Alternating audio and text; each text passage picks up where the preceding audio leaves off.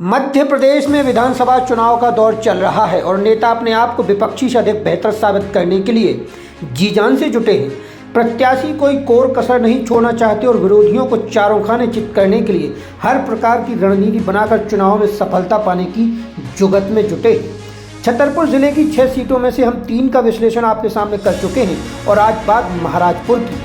महाराजपुर जैसे कि नाम से स्पष्ट है कि सीट का महाराज बनने के लिए ज़बरदस्त चुनावी रणनीति तो बनानी ही पड़ती है। इसके साथ ही खास बात यह है कि सीट का इतिहास बताता है कि यहाँ पर जीता हुआ प्रत्याशी दोबारा रिपीट नहीं होता और यही वजह है कि महाराजपुर का महाराज बनने के लिए उसे प्रत्यक्ष तौर पर अधिक मेहनत करनी पड़ती है। जो पिछले 5 साल से विधायक हैं, प्रत्याशी पर जीत का अत्यधिक दबाव होता है और हाल ही में वह उस चुनावी पैटर्न को पार करने में पूरी ताकत झोंक देता है जिसमें एक बार का विधायक दोबारा नहीं चुना जाता।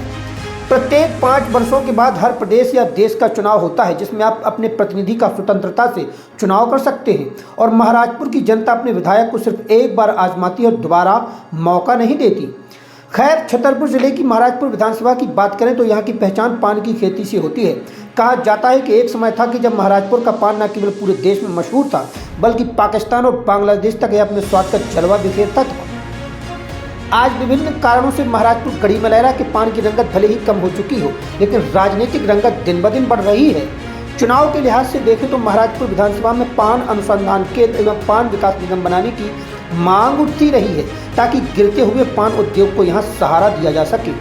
जातिगत समीकरण की बात करें तो इस विधानसभा क्षेत्र में ओबीसी वर्ग के कुशवाहा और चौरसिया समाज के अलावा एसटी वर्ग के अहिरवार समाज के वोटरों की प्रमुख भूमिका हार जीत में होती है। महाराजपुर विधानसभा सीट पर ज्यादातर त्रिकोणीय मुकाबला होता आया है और इस बार बीजेपी कांग्रेस के साथ सपा की दमदार मौजूदगी ने चुनाव को दिलचस्प बना दिया है। हालांकि बसपा भी यहां पर ताल ठोक रही है और इंजीनियर महेश कुशवाहा पूरी शिद्दत के साथ मतदाताओं को अपने पक्ष में करने में जुटे हैं और नौगांव के स्थानीय प्रत्याशी होने की बात करते हुए उन्हें जिताने की लोगों से अपील करते हैं। इसके अलावा आम आदमी पार्टी ने रामजी पटेल के रूप में अपना प्रत्याशी यहाँ पर दिया है और वह भी यहाँ से ताल ठोक रहे हैं। अगर छतरपुर जिले की 6 विधानसभा सीटों की बात करें तो महाराजपुर एक ऐसी सीट नजर आती है जिसमें सबसे ज़्यादा शहरी क्षेत्र हैं। खासतौर पर छतरपुर को टक्कर देने वाले शहर नौगांव, जिले के एकमात्र पुराने रेलवे स्टेशन के रूप में मशहूर हरपालपुर, इसके अलावा पान के लिए प्रख्यात महाराजपुर और गड़ी मलैरा में ही बड़ी संख्या में वोटर बसते हैं। यानी महाराजपुर में 2 नगर पालिका क्षेत्र और 2 नगर परिषद क्षेत्र आते हैं, लेकिन नौगांव शहर से इस बार विधायक चुना जाए इसके लिए आम जनता भी तत्पर दिखती है। वहीं महाराजपुर की जनता चाहती है कि उसका विधायक यहीं का हो। बीजेपी से कामाख्या प्रताप सिंह, जिनका आलीपुरा राजघराने से संबंध है, उनका आसपास के दर्जनों गांव में अच्छा खासा प्रभाव है और इसी को देखते हुए भाजपा ने उन पर दांव खेला है। वैसे तो उनका मुख्य मुकाबला यहां के वर्तमान विधायक नीरज दीक्षित से ही है, लेकिन एक और ब्राह्मण प्रत्याशी सपा से ताल ठोक रहे हैं। दौलत तिवारी नौगांव क्षेत्र में और महाराजपुर विधानसभा में किसी परिचय का मोहताज नहीं है और इस बार वह महाराजपुर विधानसभा के चुनाव को त्रिकोणीय बना रहे हैं। उन्हें आसपास के गांव के ब्राह्मणों का जबरदस्त समर्थन मिल रहा है और उनके समर्थन में अखिलेश यादव की चुनावी सभा के बाद उनका गणित और मजबूत दिखता है। वैसे महाराजपुर विधानसभा में जीत का पूरा समीकरण ब्राह्मण वोट पर आश्रित नहीं है। यहाँ अनुसूचित जाति, ब्राह्मण और चौरसिया मतदाता भी काफी संख्या में हैं। एससी वोटर 35,000 और ब्राह्मण वोटर की संख्या करीब 30,000 है। इसके अलावा चौरसिया मतदाता भी करीब 20 से 25,000 की संख्या में हैं। अनुसूचित जाति और ब्राह्मण मतदाता यहाँ निर्णायक स्थिति में होते हैं। राजपूत मतदाता भी 15 से 20,000 की संख्या में है जो कि चुनाव को प्रभावित करते हैं। हम पहले ही कह चुके हैं कि 15 साल से कोई भी पार्टी लगातार इस विधानसभा सीट पर दोबारा नहीं जीतती।